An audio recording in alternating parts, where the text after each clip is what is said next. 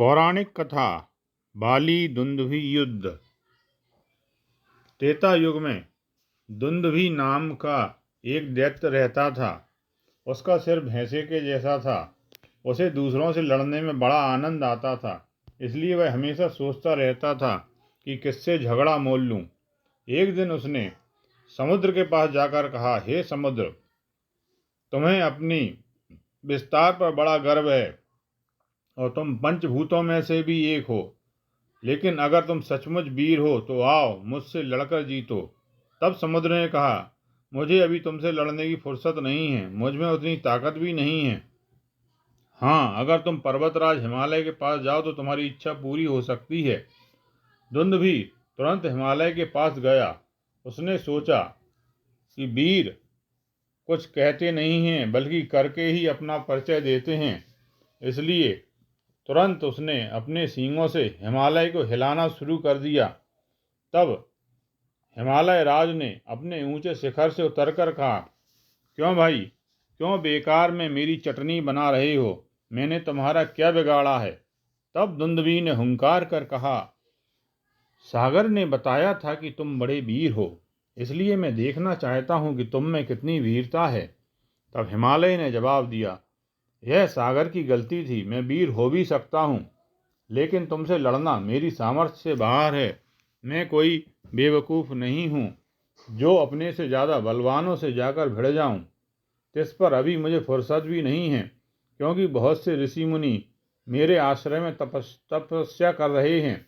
वे शांति के प्रेमी हैं, उन्हें लड़ना झगड़ना पसंद नहीं है। तब दुंदुभि ने कहा, अरे गिरिराज, आप तो इतने में नरम पड़ गए। अरे जरा लड़ो तो सही। मैंने प्रण कर लिया है कि आज किसी न किसी वीर को जीतकर ही घर लौटूंगा। उसका जोश देखकर हिमालय ने कहा, दुंदुभि, तुम्हारी वीरता पर किसी को शक नहीं हो सकता। शायद तुम वानरों के राजा बाली को जानते ही होगे। उसके जैसा वीर मिलना मुश्किल है। अगर तुम जाकर उसे ललकारो तो तुम्हारी लड़ने की इच्छा पूरी हो जाएगी। उसके इतना कहते ही दुंदुभि ने कहा, हाँ, यह ठीक है। तुम ना लड़े तो ना सही, कम से कम मुझे लड़ने वाले का नाम तो बता दिया। यह कहकर मन ही मन खुश होता हुआ दुंदुभि किष्किंधा नगरी की ओर चल दिया। जब वह वहां पहुंचा तो आधी रात हो चुकी थी। बाली गहरी नींद में सो रहा था।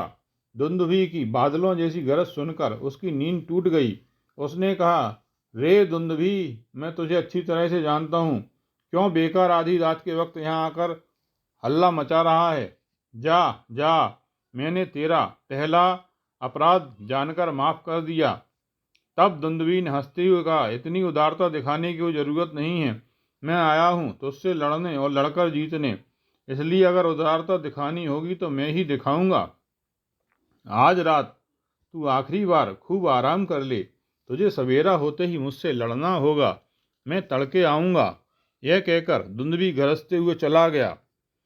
सवेरे ही आकर दुंदुभि ने फिर सिंहनाद किया। तब बाली ने उससे कहा, क्या तुझे अब भी अकल ना आई? क्या तू अब भी मुझसे लड़ना चाहता है? वास्तव में तुझ जैसे नीच से लड़ने में मेरी ही हेठी है, लेकिन संसार के कल्याण के लिए मैं तेरा वध करूंगा।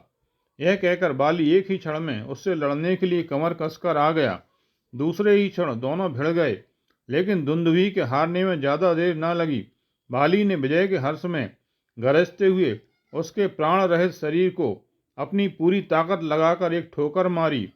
उसकी लाश वहां से उड़ती हुई सीधे ऋषमुख पर्वत पर मतंग मुनि के आश्रम में जा गिरी। दुंदुभि के घावों से बहते हुए रक्त की धारा से वह सारा प्रदेश तरबतर हो गया। मतंग मुनि ने ध्यान लगाकर देखा तो उन्हें सारा किस्सा मालूम हो गया। उन्हें बाली पर बड़ा गुस्सा आया। उन्होंने तुरंत श्राप दिया, जिसकी यह करतूत है वह पापी इस पर्वत पर पग धरेगा तो उसका सिर टूक टूक होकर वह मर जाएगा।